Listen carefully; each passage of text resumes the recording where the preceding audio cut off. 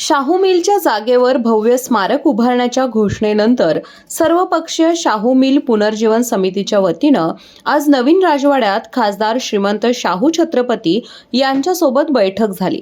स्मारक उभारताना शाहू मिलचा मूळ उद्देश असलेला रोजगार निर्मितीचा विचार कायम ठेवावा अशी मागणी समितीने केली। 27 एकर जागेवर कोणाचा तरी डोळा असून स्मारकाच्या नावाखाली शाहू मिलचा इतिहास पुसण्याचा प्रयत्न होत असल्याचा आरोप ॲडव्होकेट बाबा इंदुलकर यांनी केला।